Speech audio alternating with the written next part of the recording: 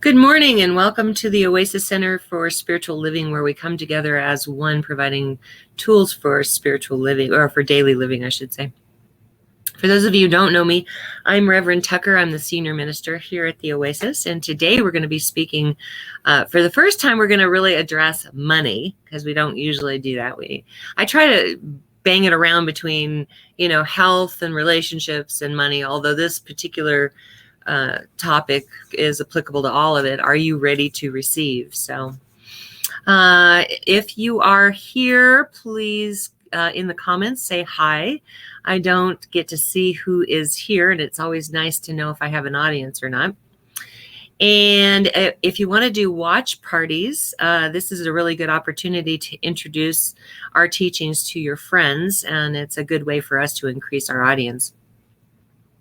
Supporting me on the pulpit today is the wise and powerful Oz. He's a licensed practitioner who will be doing a lot of the prayer work today. And also supporting me on the pulpit is wonderful Tina, the Albertina Giuffre. She's been a singer in our church since like 2000.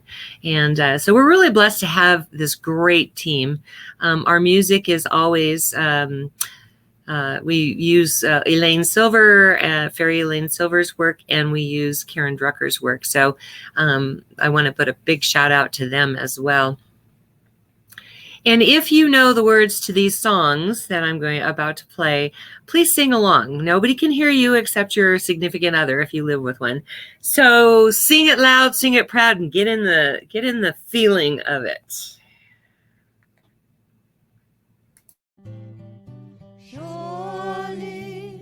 The presence of God is in this place. I can feel the mighty power and the grace. I can feel the rush of angels' wings. I see glory on each face.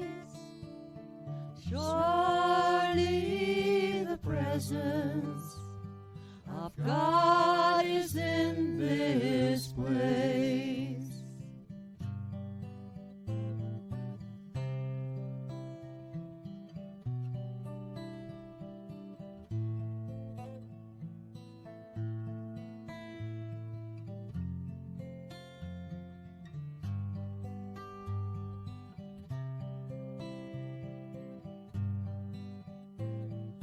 Surely the presence of God is in this place.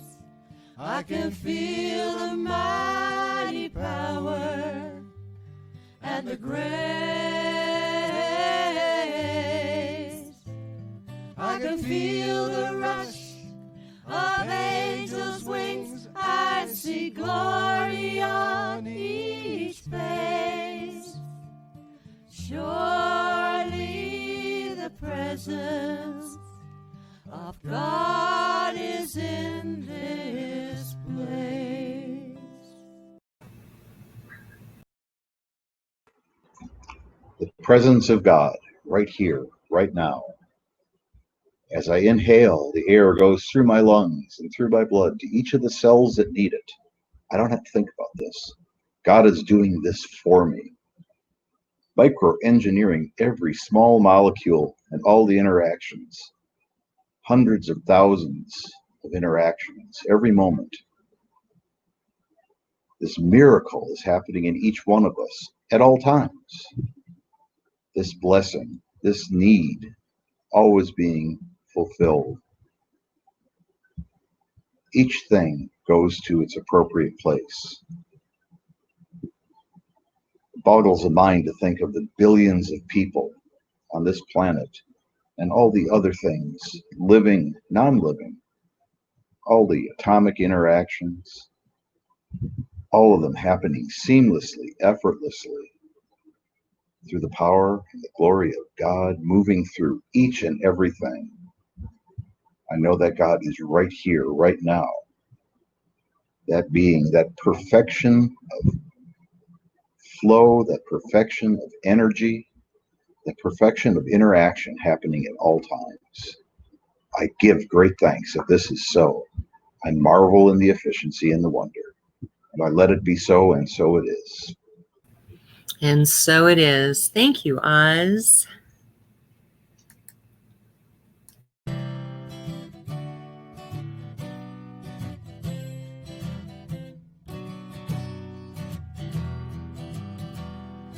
We are all one. We are all one. We are all one in it. I hear it and know it, my being. Spirit is all I am seeing. For God is all there is. Grateful am I to be living, open to what I receive, honoring what I've been given, sharing now what I believe. I remember the oneness around me. I surrender to infinite light, knowing the love that's surrounding me is within me by day and night. And we are all one. We are all one. We are all one in it. Yes, we are all one. We are all one. We are all one in it. Oh, I always feel so good when I sing those songs. It just puts me right in the mood, which is why we do all that in the beginning. Got to get you there. Okay, so while I'm speaking or while you're listening to songs, again, please say hi if you're here. And also, if you hear something you like, whether that's in the music or what I say, do the thumbs up to let us know that you're liking what you're hearing. If you love something, really love it, send hearts, because we love those hearts. We love to get love. And if something strikes you as particularly inspiring, please use the wow. It lets me know that I'm on track, that I'm speaking powerful words to our community. So please do all of that for me. I would appreciate it. And so right now we're going to do one of Karen Drucker's songs. And so I'm going to turn this over to Tina.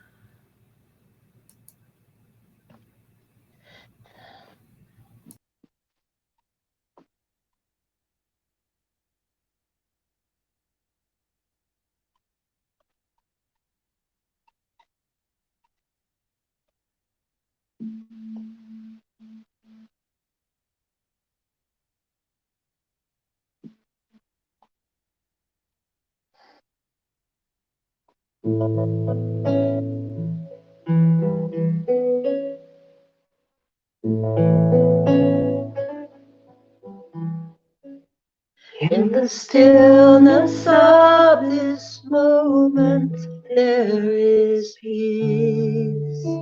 There is peace. In the stillness of this moment, there is peace.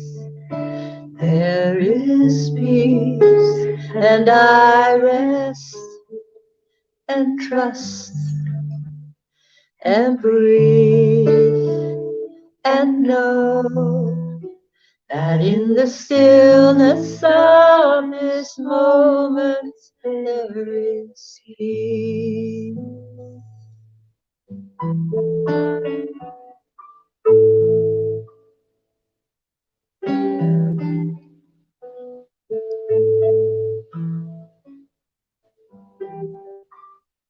In the stillness of this moment, there is peace. There is peace. In the stillness of this moment, there is peace. There is peace, and I rest and trust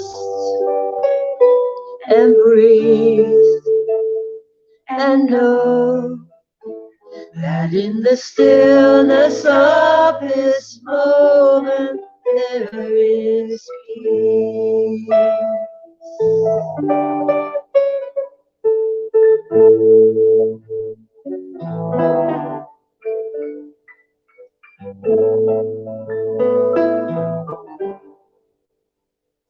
In the stillness of this moment there is love. There is love. In the stillness of this moment there is love. There is love. And I rest and trust and breathe and know that in the stillness of this moment there is love, sweet love, yeah, sweet love.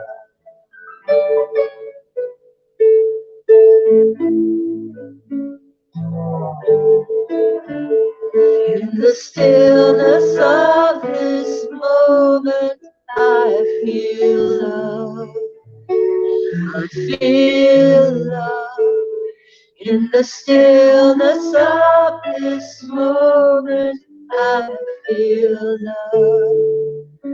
I feel love, and I rest and trust, and breathe, and know that in the stillness of this moment I feel love.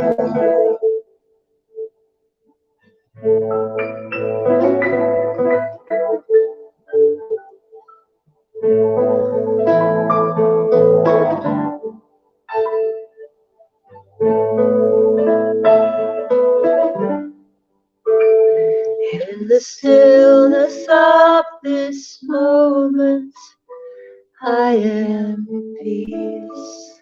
I am peace. In the stillness of this moment, I am peace. I am peace.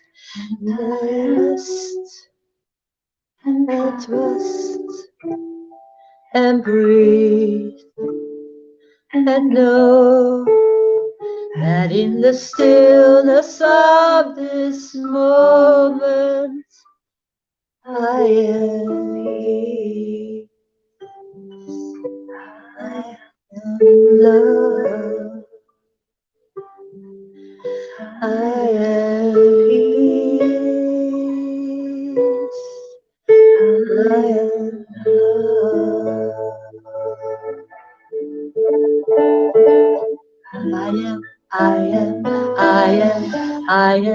I am peace. I am love. I am peace. I am love. I am peace. I am love. I am peace. I am love. I am peace.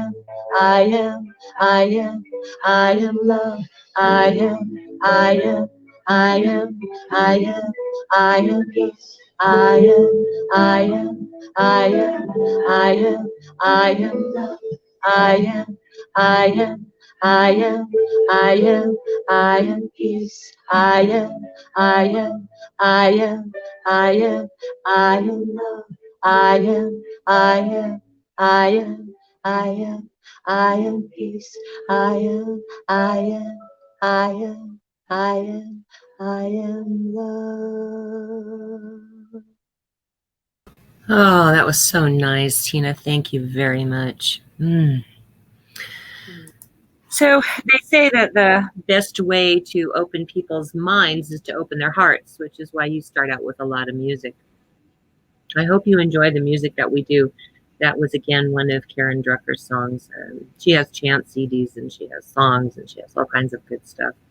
And again, I want to remind you, the like, the love, and the wow buttons are available. Okay, so I asked the question, are you ready to receive?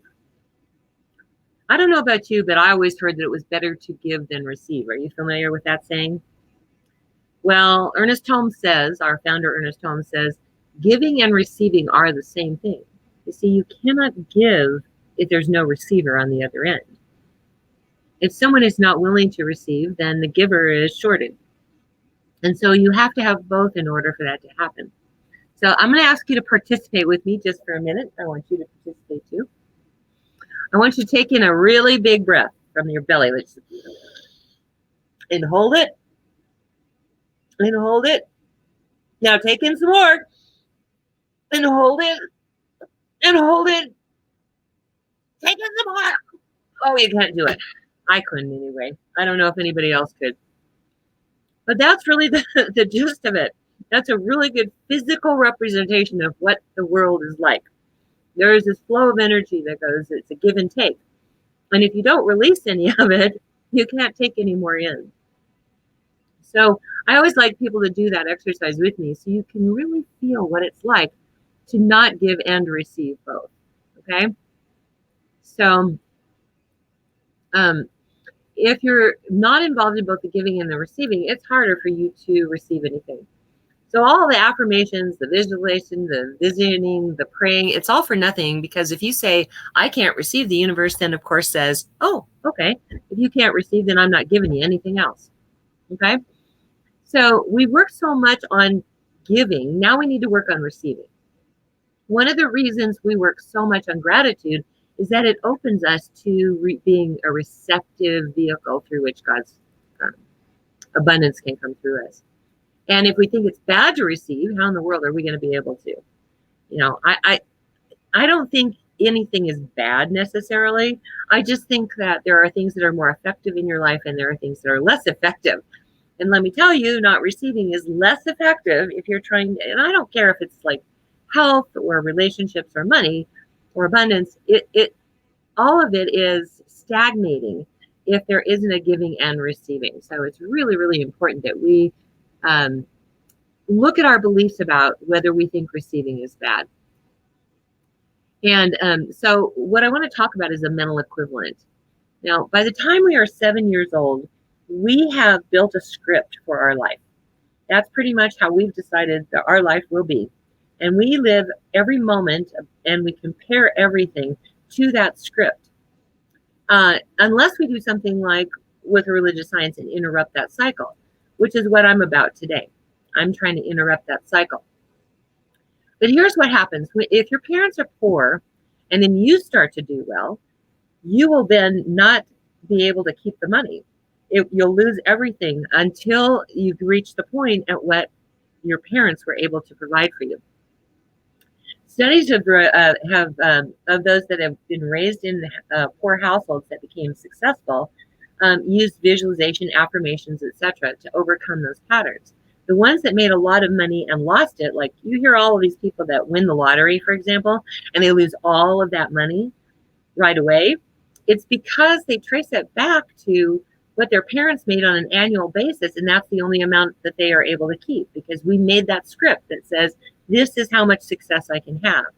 You cannot fill a cup more than it can handle. It flows all over the place. You just think about it for a minute. When was the last time you were pouring coffee and forgot? I do that occasionally.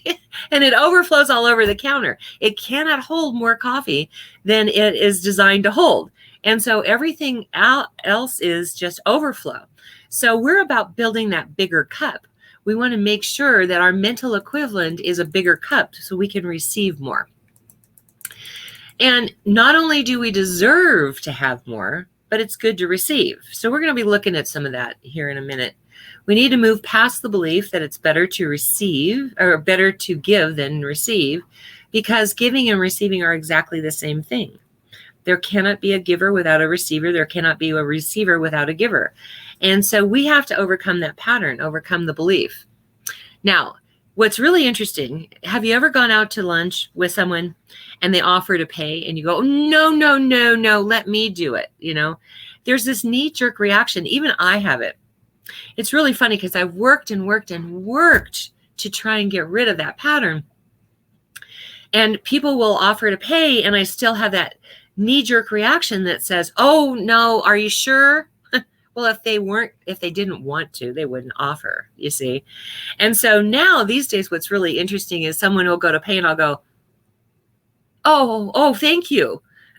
Because there's like this gap in between when they offer and when I actually accept it, because I've been trained that it was better to give than to receive. And so in my household, we always paid for everybody for everything.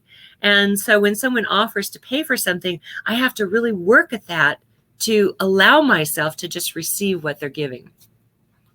We did this experiment in the School of Ministry one time, which was fascinating. It was just fascinating to see what happened. We sent all those ministerial students out with rolls of quarters to like King Soopers and Safeway. And as people came out of the store, we tried to give them quarters, just one quarter. And it was interesting to see how many people would think there was something going on, that there was some other reason that we couldn't just be giving them a quarter. Why would anybody give me free money, And then we got to look at our reactions about giving people quarters. And it was really fascinating because most of us felt it was just easy as pie to give these quarters to people. But when people rejected our quarters, it was interesting to see how we felt about that. Some of us actually, were took offense to that. Like, what do you think? Do I look like a person who's going to harm you? Like, has an ulterior motive? I'm just trying to give you a quarter,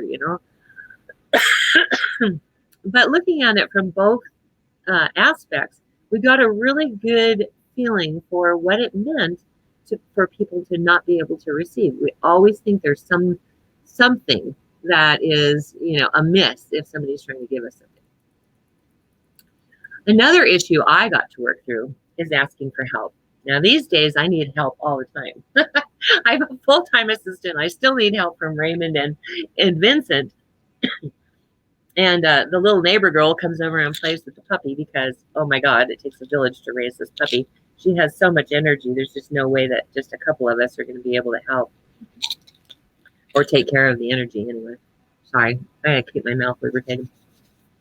So anyway, I came out of the womb thinking that I had to do everything myself. And my parents would try to help me. And, I'd be like, no, I can do it myself, And I was a very independent cuss as a kid. I'd throw these tantrums if people tried to help me because, that just was like an affront to my dignity that they would try to help me. And the first aha I ever had in religious science was I had to realize that I had to let God do it, help me, we have this thing about God doing for us, just like we do anybody else. Like if somebody's offering to pay for food, we have that knee-jerk reaction. Oh, no, let me.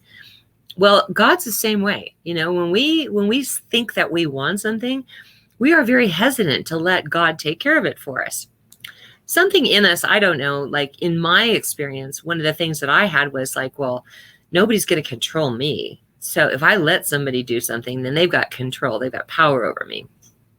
And I started thinking about that with God. And I was like, I had to get to the point where I could let God fill in the blanks. We don't ask in religious science. We don't ask for abundance or prosperity or things or ask. We don't ask. We state.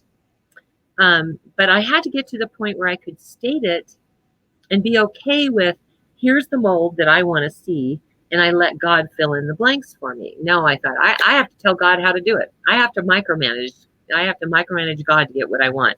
Anybody else have that experience? It's like I can't just say, this is what I want, this is what I need help with, and then just let it be there. No, of course not. I have to go, and I want it to come this day, and I want it to be this thing, and I want it to have that aspect, and I have to, and you go through this like thing to where God can't even fill in the blanks for you because you're so busy telling God how it has to look and how it has to feel and how it has to, hear and whatever, the sight, sound, and feeling of it all. Receptivity is allowing God to provide. And I had somebody say one time, you just need to ask God for help and it'll be provided. And I'm like, we don't ask. We don't ask in religious science. They're like, okay, state it then. State and allow. State and allow. The second aha I had was opening this church. We were in this hotel. It was really funny. Some of you have been around this long. You'll remember this. But we had all this stuff at our house. And so every Sunday morning, we would load up the truck and we would head down to the hotel an hour and a half early, and we would set everything up, and then we would do the service, and then we would break everything down, and we'd load it into the truck, and we'd bring it home, and we'd get it out of the truck and put it away. Every Sunday we did this. And other people, I noticed, like, churches had teams. What was wrong with us that we weren't allowing people to help us? So I got on the phone, and I'm like, would you be willing to be on the setup team? And, oh, yeah. Would you be willing to be on the breakdown team? Yeah. Would you be willing to come to our house and help us unload the truck? We started getting these teams, and it was amazing how people stepped up because they wanted to be asked. It never occurred to me that I was depriving them of helping, depriving them of the joy of participating by being afraid to ask for help. I had to get past all that stuff that I had about, like, I can do it all myself. You can't do it for very long. And being ready to receive is knowing that you need help and asking for it. If you ask people to help, it makes them feel needed. Ha! Imagine that. What a concept. There's no gift without a receiver. There's no way to give that gift if you're not willing to ask for help, if you're not willing to receive the help that is being offered. So we're going to build our mental equivalents. And the first thing we're going to do is we're going to look at what are our limiting beliefs. Everyone's different. Everyone has a different belief that gets in the way of their receiving their good. In my case, I heard it was better to give than to receive. My dad was very generous in some ways and very stingy in other ways. And I don't know, how many of you have had that experience, but I was never quite sure because the money was always there. It wasn't like I had to ask for anything. It just was always there. And then when I would ask for something, and that would be the moment that he would get stingy, I'd be like, okay, so asking for things is not good. And the one thing he used to say to me all the time is, don't let anybody know how much money you have because they're going to come and take all your money away. So I lived a lot of my life as a teenager because, this is what teenagers do. I lived a lot of my life as a teenager going out and broadcasting how much money we had because I wanted to test that theory. By God, I wanted to see what that result was going to be. Now, I never had anybody come and take what I had, but it was interesting how upset he would get about it. And, I was used to making the money. I didn't have to ask for it. It was always there. And if I really felt like I wanted more money, I would just go out and work. We had an entrepreneurial household. We had several restaurants, not all at once. We had a restaurant, in Dairy Delight, for example. And when I was 10 years old, I went to work full time. I can remember summers, where I would work a full 8 hours and we would, set up for breakfast, and then we would serve breakfast, and then we would set up for lunch and we'd fix lunch. And we usually closed about 3:30 or 4. Maybe they actually stayed open. I think Sandwich World is what closed. I think Dairy Delight stayed open until like 9 o'clock. But anyway, I would get off work, but there was always like 8 hours worth of work at 10 years old. Now, most people didn't have that experience, but I was taught that there was this work ethic that you had to have, that, if you wanted money, you had to work very hard. And so most of my life, I've done 2 or 3 jobs. I find it very difficult to just stick to one job. It just is the way it is, right? Faith knows, She started out as my assistant for the wellness center doing ozone therapy, and now look at her. She's here on church, because I just can't sit still. I'm not one of those people because I was trained to work very, very hard. I was also somewhere along the line got this belief that money is a struggle, that you have to struggle for money. And I really had to work on that one because Really, you don't have to struggle. It's not a struggle. God provides if we just allow it. Allow and, you know, state and receive, basically. So I want to invite you to put your mind to what is the limiting belief that you have that interferes with your ability to receive. I'm not worthy is another one. I challenge you to look at that one because that one's a big one. And, you know, the truth is that you are born worthy. You know, there's nothing that you have to do to earn it. It's not like, you know, you have to work at earning the right to have money or the right to have perfect health or the right to have a good relationship. You were born worthy. So I'm going to challenge you to look at that one because that one's a biggie in most people's minds. Deserving, worthiness. You know, what do you believe about money? Money doesn't grow on trees? Well, you know, it does. Money's paper, you know, so it does grow on trees. But you look at those beliefs, you look at those things that you were told, whether it was by your parents or your teachers or, you know, other influences in your life that have taught you these things. They've made a statement and you've taken it and run with it. For me, a big one was money doesn't grow on trees. And then I got in my first religious science class and they said, well, actually, money does grow on trees. And I was like, what? Okay. And so you have to redo all of that.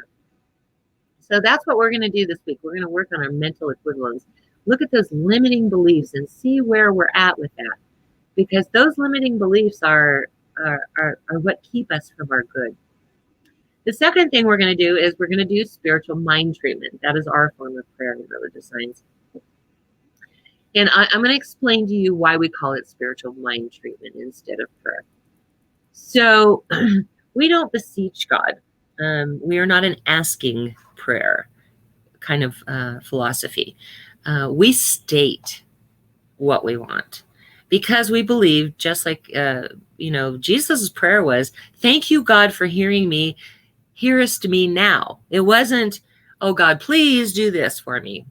And, you know, and I say it all the time, you know, we're not 911 operators when it comes to God. It's not like, okay, God, I'm in a crisis. You know, please help me. Please, please, please, please, please. We don't do that. We recognize that we are training our consciousness, training our awareness to vibrate at the same frequency as God's awareness. So, for instance, you know, God doesn't see poverty. God only sees prosperity and abundance and wellness and wholeness and love. God doesn't see hate. It doesn't see any of those things. And so when we are treating our consciousness, spiritual mind treatment, when we are treating our consciousness for those things, for prosperity, for example, or loving relationship, harmonious communication, healthy wholeness, you know, when we're treating our mind for that, what we're doing is we're changing our mind to carry the same vibration as God sees and hears and experiences the world. You know, when we do this statement instead of beseeching, we assume that this is done. It is done. There's no, gee, I hope it comes true. It is done. Ernest Holmes says, treatment changes the mind of the one praying by changing our perception to be in alignment with spiritual truth. It is this perception that has an effect on the life of the one praying or on the person who has requested the treatment. So when we have our practitioners pray for you, they are treating their consciousness. Remember a couple weeks ago, I talked about the big lake of receptivity that sits out there. And, you know, we're all contributing to it. No matter what we're putting in, it could be bad, it could be good, it could be heaviness, it could be lightness, it could be darkness, it could be, you know, anything we want, we can put in that lake of receptivity. But our practitioners, when they clear their consciousness, when they get their consciousness to that level where they're vibrating at the same frequency as what God's vibration is, then what they're putting into that lake of receptivity is the thing that you want. And so you are free at that moment to choose to take out of that lake of receptivity what you wanted them to pray for. Now, you can always, change your mind and decide, no, that's not really what I wanted anyway. Most of the time, 90% of the time, when you ask for prayer, it's not exactly what you want. You want the thing that represents what you really want. For instance, if I say I want this loving relationship, what do you think you really want? What you really want is to feel loved. It has nothing to do with that relationship. That relationship shows up as a way for you to feel loved, but it doesn't mean that that's the only way for you to feel loved. If you are asking for prayer for, a surgery, like my brother just had surgery, when I ask for prayer for that, it doesn't mean that I want the surgery to be prayed on. It means that I want his body to reflect the wholeness of God. And so the practitioners are actually praying for the wholeness to be exposed in that lake of receptivity. And he's free to take out of it whatever he wants. And then, abundance is perfect example of that. Because, again, remember back when I said, we can only have that which we believe is possible for us. So if my parents' annual salary never exceeded $24,000 and I win the lottery and I get $1 million, I will lose everything but that $24,000 unless I have worked on my consciousness, unless I can pull out of that lake of receptivity a bigger vision. So all the practitioners are doing is opening the pathway for you to receive your good, and you get to choose what that looks like. And it means the perception of wholeness creates a well body. It means the perception of abundance creates abundance. The perception of lack, however, creates more lack. So we want to be careful what we're thinking. All right. Ernest Holmes says, prayer is its own answer. Before our prayer is formed in words, the possibility of its answer already exists. So the utterance of the words is for our benefit. God doesn't need to hear a certain, word. God doesn't care what the words are, because you have thought about what it is you want. And when you think about what it is you want, before you've even uttered the words to a practitioner, this is what I want, God is already providing the answer, is already providing the pathway to that answer. And so what the practitioners do is they clear all the brush and weeds and vines out of the way so that you can receive that good. He further says, in such degree that the answer and the result is contingent upon any existing circumstances, any known existing fact, no matter how apparent, the treatment is not in the absolute. It is in the relative and is necessarily conditioned by the contingent that is held in mind. So when I pray from the circumstances I am experiencing instead of from spiritual truth, I cause the answer to be answered according to those very circumstances I'm trying to change. When I acknowledge that there's poverty in my life or lack, then what I have done is in my prayer, I have created more of that. You see, Eric Braeden many years ago, he had this series called The Lost Art of Prayer. Now, I'm always so interested in how this happens, because at first when I was listening to the audiobook, I got kind of angry and almost couldn't hear what he said, because all these people started going, this is brand new information, never heard before. I'm giving you the truth for the first time. Well, guess what? We've been teaching this for, a long, long time, 60, 70, 80 years, I don't know. And so it's not new information. However, he has a different way of presenting it. I used to get mad at, what was her name? Oh, gosh. I can't remember her name now. She did the same thing. And I get so mad at her. I'm like, you are not presenting new information. You're just repackaging it. The information that we've been giving all along, you are repackaging it. So anyway, that's my little tirade. But he said in his book, he was talking about, he went to see there was this drought in the land. And he went to see this Native American shaman to ask for rain for the community. And he goes to this guy and he says, this very ancient Native American. And he said, we really need rain. It's really imperative that we have rain. And the guy goes, okay. So he takes him up to this mountain.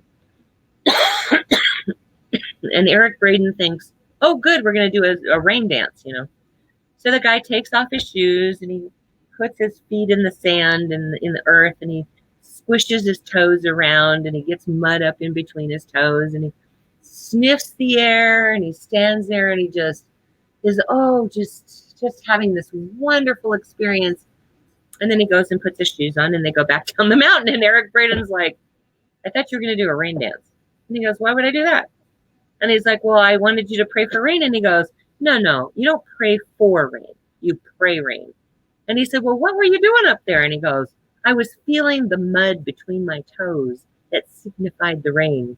I was sniffing the air that when I took my in-breath, I smelled rain. And when I stood there and I had my arms outstretched, I was feeling the rain on my body.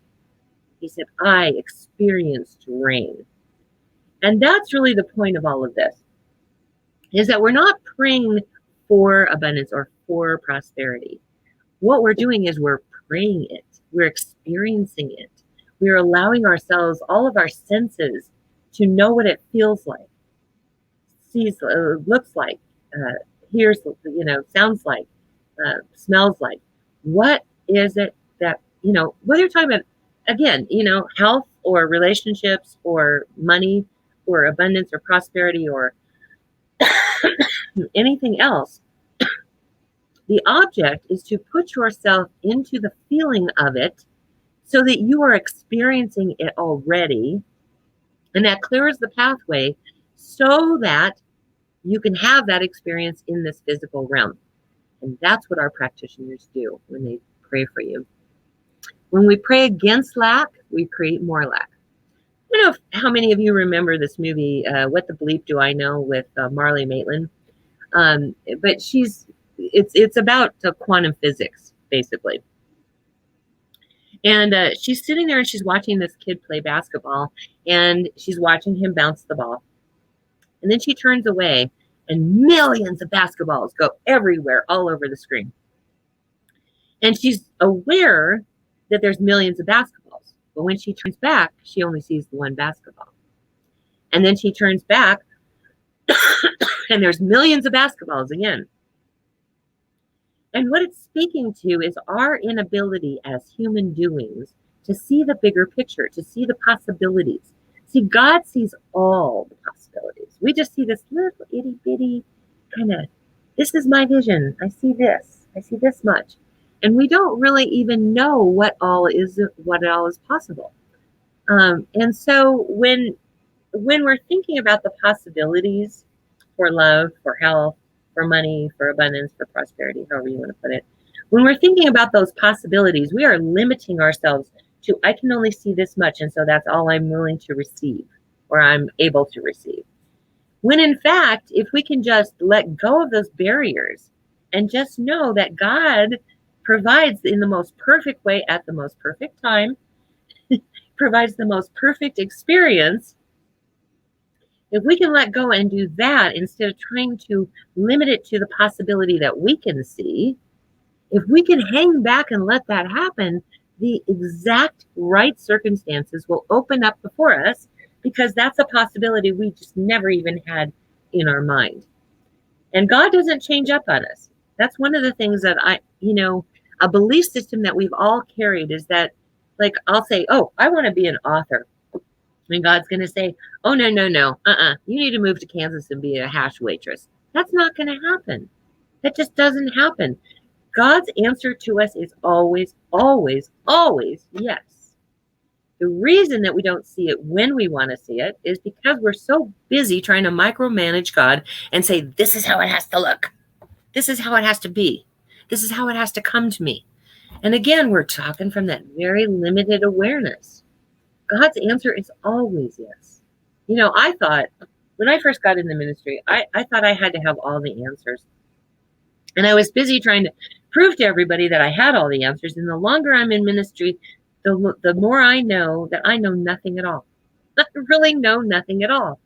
All I know is how to open myself and let God do it. And that's been the saving grace for me. Because I really did think that all of you just really wanted me to provide all the answers for you. And that's really not what you want from me.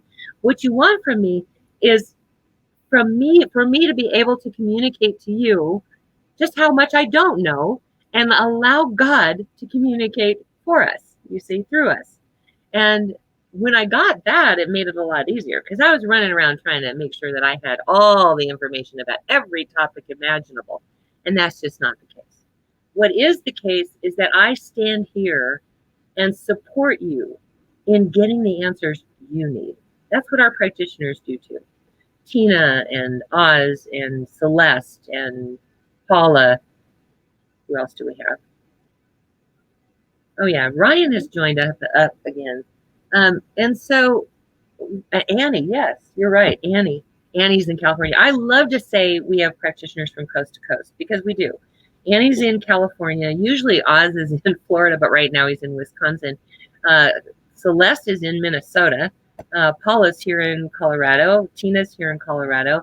But we have all these people from coast to coast that are working on that lake of receptivity. And they are here for you. And we don't provide answers. All we do is clear the pathway and allow you to find the answers that you need yourself. So part of what I do when I do these sermons is not to communicate information to you. It is to open the pathway, to ask you to ask your own questions, to make sure that I provide a support system for your ability to process through what you need to do in order to receive that which you want. All right, so let's talk a little bit about structure. So the first step, I have this thing that's, let me put it on here actually, I think, because it is so cool. This is our little, are you ready? This is our little acronym here. Are you ready to receive? Oh, I did it, okay, twice. Did I do it twice? No. Okay, so we start out with recognition. That's the first R. Recognition is the idea. Why is it not coming? Oh, there we go. Recognition is the step where we get into the awareness of the all-powerful, all-loving, all-present, all-being God. And, you know, some of us, like I like to sit on my porch and I just, in nature, I find it, you know. I know Oz and I really, we just love to sit at the beach and allow those negative ions, those waves of perfection come in and move through us. And that right there is an acknowledgement of the all-powerfulness of God. When you think about how powerful the ocean is, how many grains of sand are on the beach, when you think of those things, you are really moving into an awareness of God. I know I talked a few weeks ago about this lady that channels Abraham, and she talks about getting into the vortex. And the vortex is where all the good is located. And all it takes for us to enter the vortex and make ourselves available for that good is to be willing to live in the vortex instead of this world here. Instead of looking at all of the conditions of this life and judging our life based on these conditions that we are actually experiencing. She says, just, you know, focus on being in the vortex. Allow yourself to feel what it feels like to be in the vortex. And that's what that first step of treatment is about.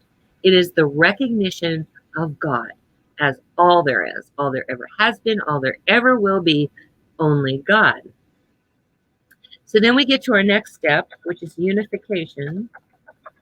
There we go. Unification, and that is where we recognize ourselves as one in God. Now, let me talk to you a bit about this, because if God is in all, through all, as all, then there cannot be a separation between you and I, right? It's like watermarks on a page. We could have 15 watermarks on that page. That page is still going to flow through those watermarks. And that's what God does. God flows through us. It is there through us, connecting us. That is why I say we are all one. And all of the stuff that's going on in the world right now is all about separation. And so our job as practitioners is to recognize that God is all there is, to unify ourselves with it. So my prayer always on Sunday morning is that this team is one team in God, because it's true. There is no place where I begin and Tina leaves off. There is no place where Oz, begins and I leave off. There is no place where Faith begins and Tina leaves off.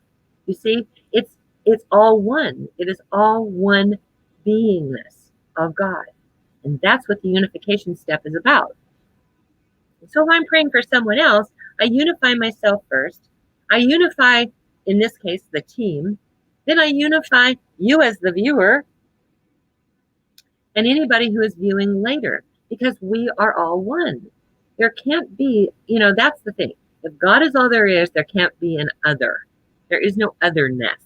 There is only the one. So that's what the unification step is about. So then we move into the realization step, the second R. The realization step is very much like an affirmation. Now, the first two steps, recognition and unification, are like a meditation. They're preparing the soil. Just like, when you're going out to plant your garden, you prepare the soil. You make sure it has fertilizer. You make sure it has all the nutrients it needs. You make sure that it has fresh soil. You make sure that it's going to get the right amount of sunlight. You make sure that you get water in it. That's what those first two steps of treatment are about. The third step of treatment, the realization step, is like planting the seed.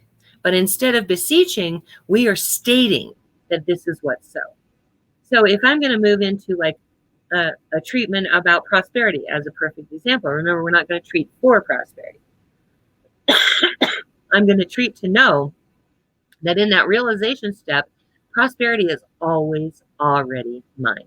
It's done. It's already done. It's already mine. And that's why I like that song. Well, Faith and I both like that song. Money is coming to me easily and effortlessly. Money is coming to me. So we run around singing that song all the time because we're trying to increase the business in the wellness center, And so we're like, okay, we need money so that we can, keep paying the rent and And so we run around singing that song all the time. And that's what this realization step is, I am prosperity. Prosperity is mine. Money is coming to me easily and effortlessly. Money is already mine. I have already gotten what I need to not only survive, but to thrive. That's that realization step. And then we move into, because we've already got we've prepared the soil and we already got the seeds planting. Now I'm going to sit there and give thanks for it. The Thanksgiving step is very, very important. We don't go back and pick up the issue. I'm not going to give thanks that God is all there is. I'm not going to give thanks that God is one in me as me. We're not going to do that. We're not going to go back to the realization step and say, oh, thank you, God, that I'm getting blah, blah, blah, blah, blah. No, we're not doing that. First of all, we don't say thank you, God, because that would mean there's another. We have no other. There's only one. So I like to think of it as the gratitude step, but I didn't name it. Ernest Holmes named it. I sit in gratitude. I allow myself to feel that gratitude. I sit in gratitude to know that this is already done. That's it. It's not about the issue. It's not about picking up any of the other steps. It is, I am grateful that this is done. I allow myself to feel that gratitude, to fill up with gratitude that this is already done. Okay? Then the last step, which is the hardest step to actually do, is, oops, I can't spell all of this, is release. Now, I'm going to go back to the seed example here, because we would not prepare the soil, plant the seed, and then cover it up and water it, and then come back every 5 minutes and go, where is it? Where's the plant? The plant hasn't grown yet. I don't think it's working. Let me dig up the seeds and make sure that they're growing. And yet, when we do prayer, when we do spiritual mind treatment, that's exactly what we do. We sit around and we go, it hasn't happened yet. Why not? Well, perfect time, perfect person, perfect being, perfect life, perfect, circumstances. Release and allow God to work. Allow it. And every time you pick up that issue, you say, no, nope, God's working on this. Just like you would with a plant. You would go, no, I know I can't see the plant, but I know the sun and the water and the air and the soil are going to do its job, and there will be a plant eventually. And we don't try to rush it. I mean, I get impatient every now and then with trees, but whatever. I'm just saying, I don't go dig them up to make sure they're working. And that's what we need to do with our treatments too. We want to release and let go. So the statement always is, I release and let it be. And so it is. Amen. And we're over and done. One and done. Okay, so let's practice this week. We're going to practice working on our mental equivalence by looking at our limiting beliefs that are keeping us from our good. And we're going to do spiritual mind treatment so that we clear the weeds out of the way so those plants can grow the way they are intended to grow. Let's have a prayer. So I move into the awareness right now of the infinite power, the infinite presence of God, to that place within me that knows beyond knowing that God is simply all there is.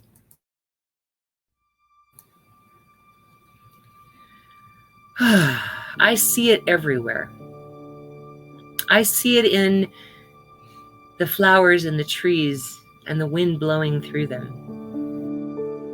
I see it in everyday happenings, in the miracle of birth, in the miracle of puppies, in the miracle of the birds as they fly away.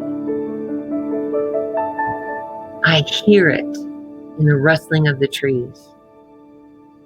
I feel it as I allow the breeze to flow through me. As I sit in that awareness, I really feel God. For God is simply all there is. All there ever has been, all there ever will be. Only God. And so that is where I find myself, in the midst of God. My very essence, my very life, my very being.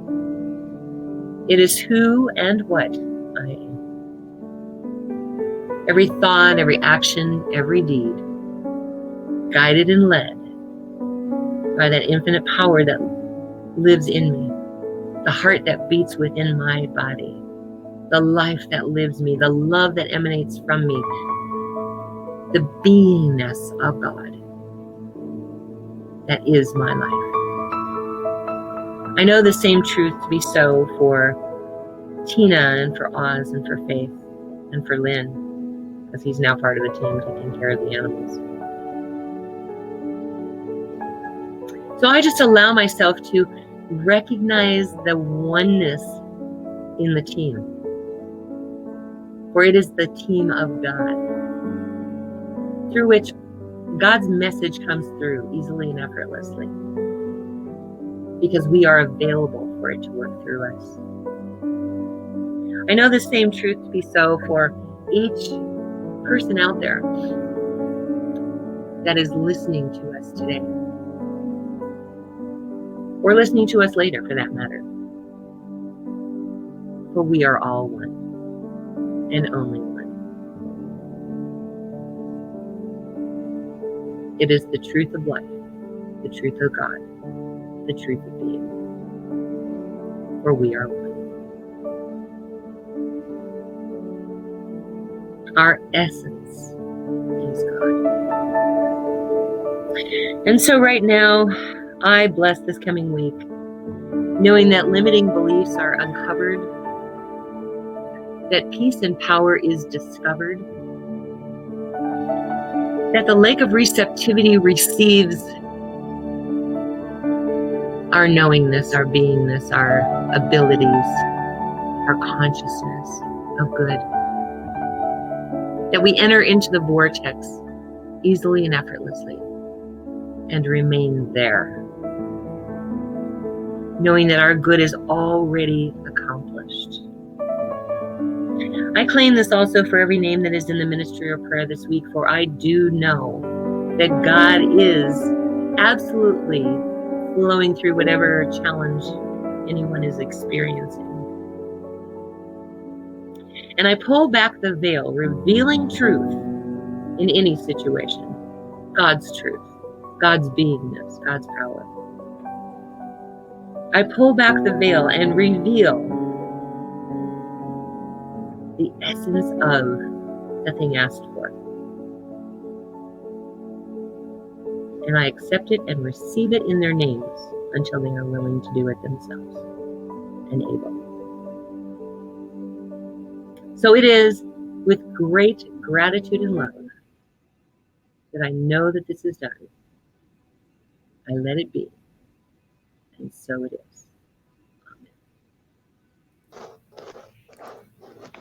Amen. Whew. My goodness. So now is the time for our offering. It's our opportunity to receive your gift tithes and offerings, and your opportunity to express your gratitude for that which you have already experienced, and for that which you have created in mind but have not necessarily seen yet in the physical form. So you're going to go to oasiscsl.org, and that's going to take you to our donation page. Donations are not necessarily a one-time thing. If you want to participate in this message getting out to the world, participate in our team, on our team, as our team. Be part of the team. What is it Portia said? Teamwork makes the dream work. Yeah, there we go. Oh, we have this lady at our office that was the receptionist there, and she used to say that. Teamwork makes the dream work. So if you would like to participate on that level, we ask that you click on that donate now button after we do the offering affirmation and donate either, monthly, weekly, let's get that participation up. Okay. So you can say this offering affirmation with me, even if you're listening later, because we have it right there above that donate now button. I wish I could change it to contribute now or participate now or whatever, but they won't let me do that. Okay. So this perfect gift is spirit informed, circulating and blessed with touch. Freely I give and joyously I receive. So it is. Miss Tina.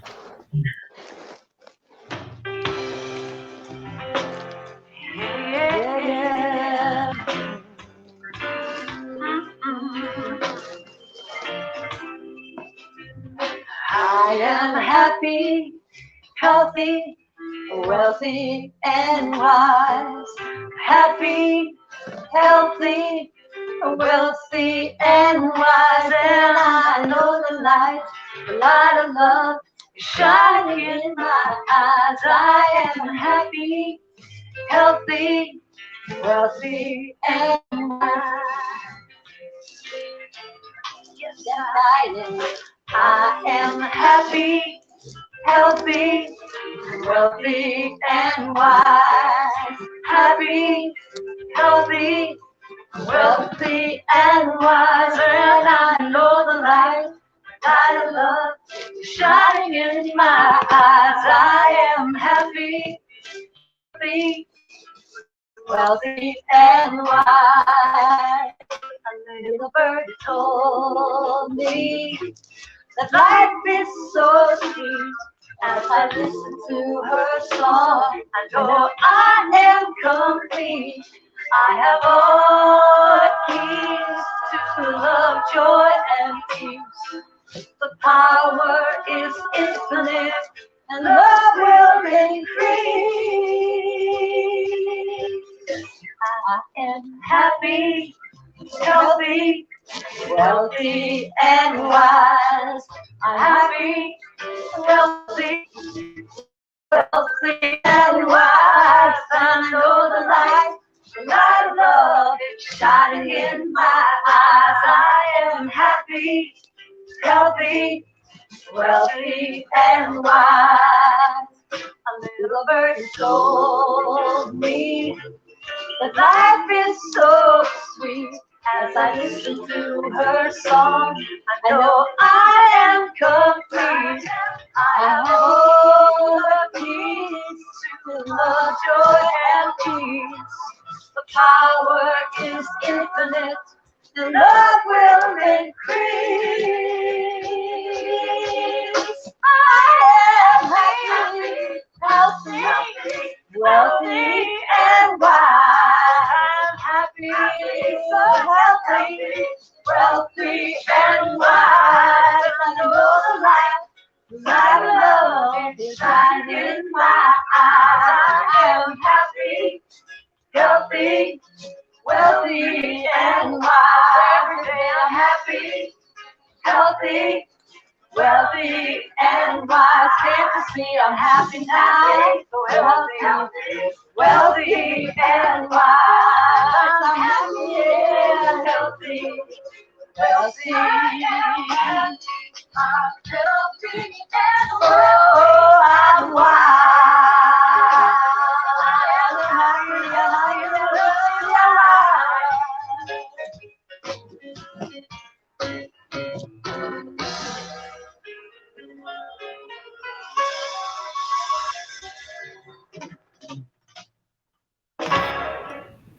Thank you, Tina, and thank you, Karen Drucker. And Faith just looked at me and said, "Why didn't you have her do, are you ready to receive?" And I was like, to receive.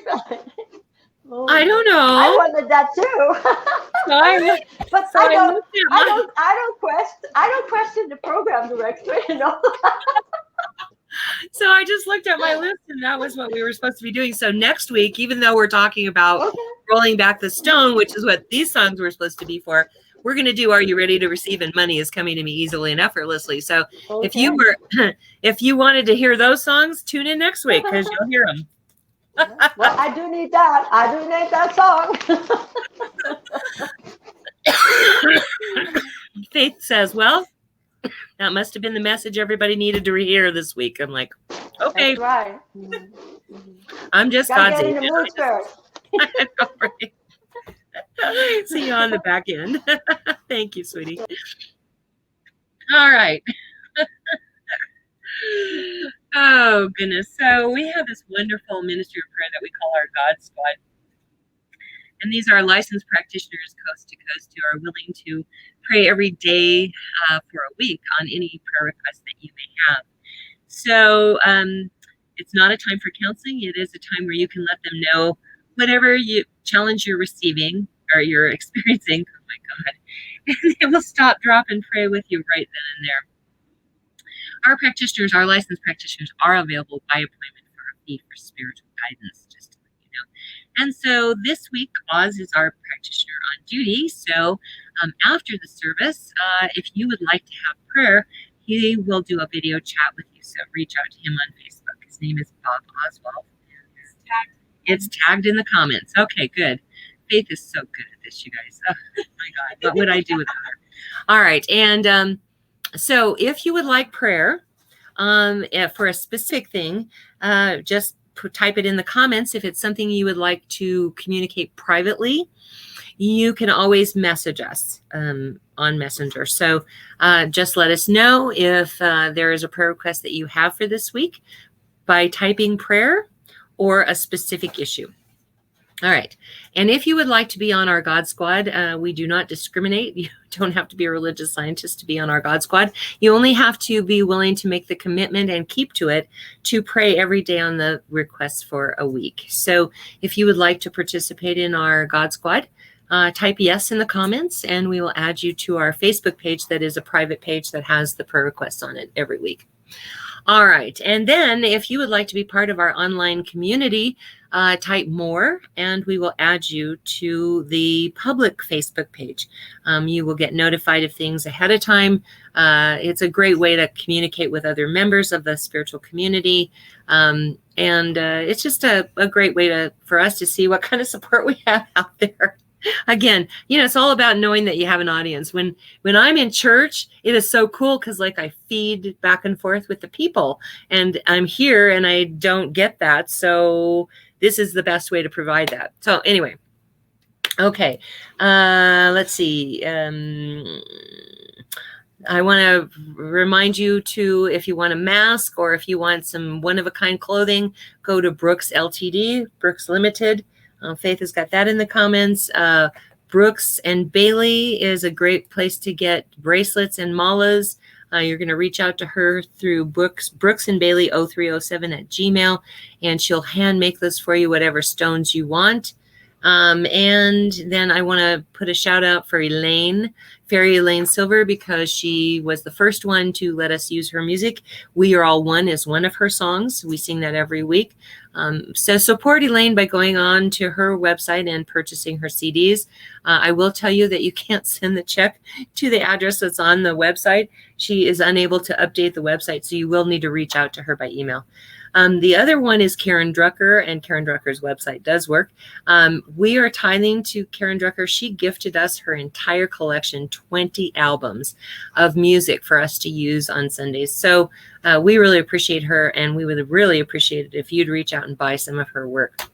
And then check out our website, www.oasiscsl.org. All of that information is in the comments section. Faith has been wonderful. And so sing along to these lyrics if you know the words, because this is a great way to get into the spirit of that feeling of gratitude.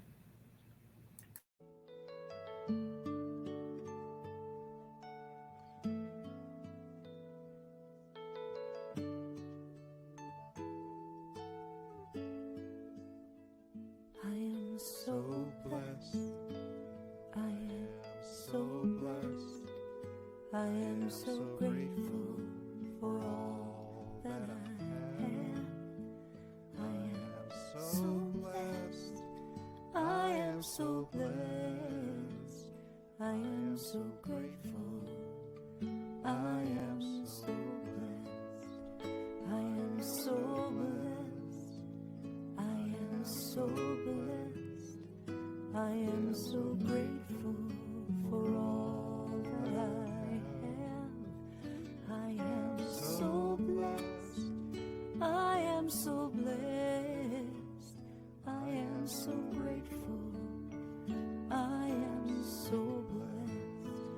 I am so blessed. I am so blessed. I am so grateful for all that I have. I am so blessed.